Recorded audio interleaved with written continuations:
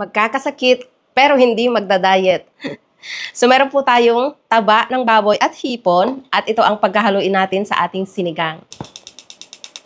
So, nalinis ko na po yung ating hipon, natanggalan ko na ng pupo sa kanyang batok, at meron tayong kalahating kilo lang ng pork belly. Konting mantika.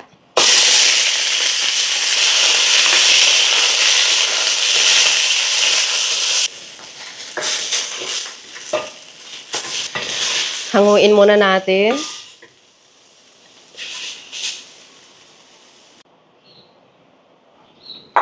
Saka tayo maggigisa. Bawang, luya. Dati hindi ako nagigisa ng aking sinigang.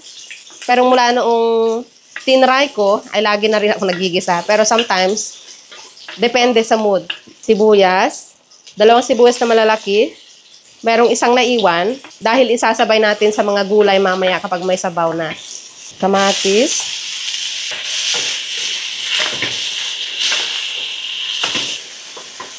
Natin ilagay ang pork.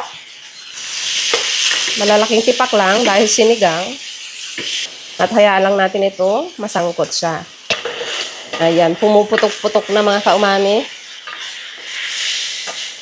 Patis para bumango. Baboy na galing sa kahon. Sabawan na natin. Palambutin ang pork, hindi muna kasama ang hipon. Ayan, hindi ko alam i-record yung sa ano eh. Ayan, so congratulations ulit. Pakisend sa messenger yung Gcash tsaka yung name, yun lang. Ipapadala ko mamaya. Ayan, malambot na po ang ating porky. Na natin ang utan. Gusto kong magdagdag ulit ng fresh luya para sa aking ubo. Sili. And kangkong. Yan. More gulay para masarap yung ating sabaw. Hipon. Wow. At pakuluan lang natin bago ilagay yung pampaasim. Kapag kasi nilagay natin agad, magba-brown o kukunat yung ating mga gulay. Kailangan natin medyo i-half cook muna yung mga gulay.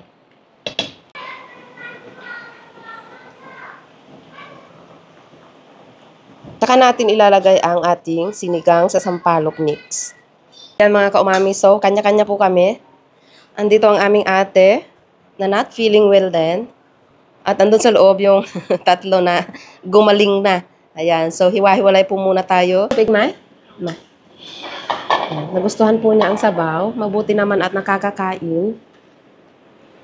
Very good, Ate Beauty. Masarap? Diba? Hiwa-hiwalay muna kami.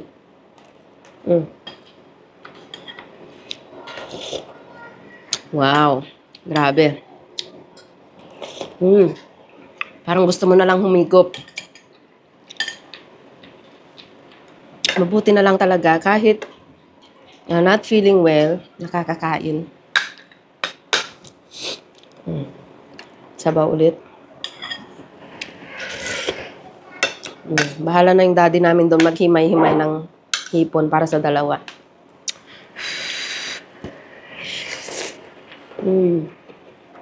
Kulambot.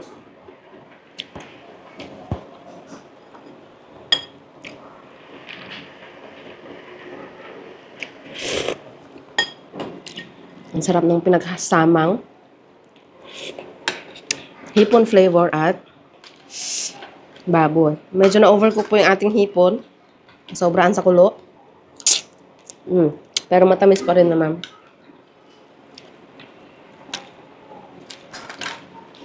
Wow.